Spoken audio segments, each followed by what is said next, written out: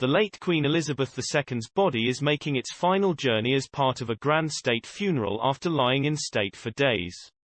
First, it will go to Westminster Abbey for a religious service in front of thousands of people. Then it will go to Windsor Castle for a more private committal service, and then it will be interred privately. This day is filled with emotion, grandeur, and ceremony unlike any other since Winston Churchill's last state burial nearly 60 years ago. According to Buckingham Palace, the Queen added her own modifications to the plans. Here is a summary of what happened today, 19/9/2022. Early in the morning, the Queen's lying in state in Westminster Hall in the centre of London, where people had lined up for hours to see her coffin, came to an end.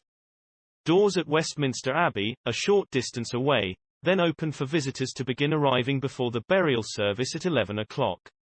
To commemorate the Queen's life and service, heads of state from around the world flew in to join members of the royal family.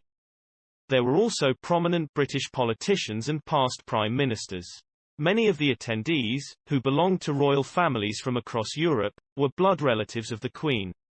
In preparation for her funeral service, the Queen's coffin was removed from the funeral cortege in Westminster Hall, where it had been since Wednesday afternoon. She was conveyed to the Abbey aboard the Royal Navy's state gun carriage, which was hauled by 142 sailors. The funeral for Lord Mountbatten, Prince Philip's uncle, was held in the carriage in 1979, and it had previously been used for the death of the Queen's father, George VI, in 1952.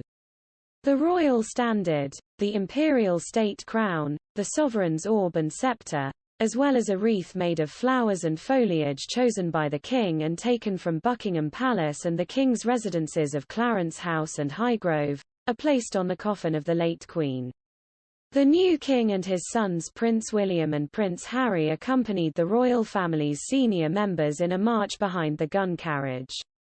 The Royal Navy and Royal Marines lined the route, while a guard of honour featuring members of all three military branches stood in Parliament Square. The parade of honour was supported by a Royal Marines band.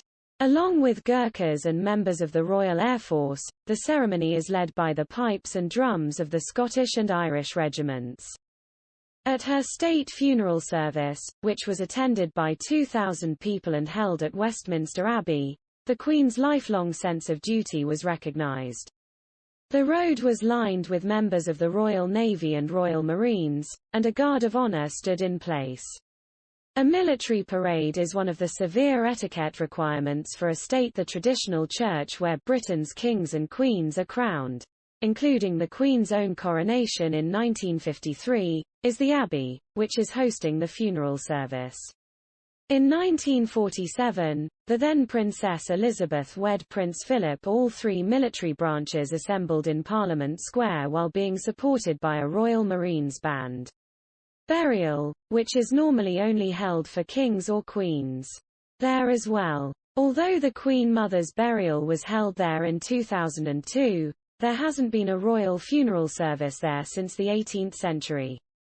David Hoyle, the Dean of Westminster, presided over the service, and Justin Welby, the Archbishop of Canterbury, delivered the sermon. Liz Truss, the Prime Minister, read a lesson. The Dean spoke of the Queen's unwavering commitment to a high calling over so many years as Queen and head of the Commonwealth, at the start of the ceremony. One of the songs was "The Lord's My Shepherd," which was sung to the Crimond tune and has its roots in an Aberdeenshire parish close to the Queen's Balmoral estate, where she passed away. The song was also played at the Queen's nuptials to the Duke of Edinburgh. The royal family frequently chooses St. George's Chapel as the location for weddings, christenings, and funerals. Prince Harry and Meghan became the Duke and Duchess of Sussex there in 2018, and the Queen's late husband Prince Philip was buried there. The committal service was conducted by Dean of Windsor David Connor with benediction from Archbishop of Canterbury Justin Welby in front of a smaller, more intimate congregation of roughly 800 people. The service contained customs signifying the end of her reign and was attended primarily by present and past members of the Queen's household and private estates. Baron Parker, the former head of MI5, who was the Lord Chamberlain at the time, broke his wand of office and laid it on the coffin.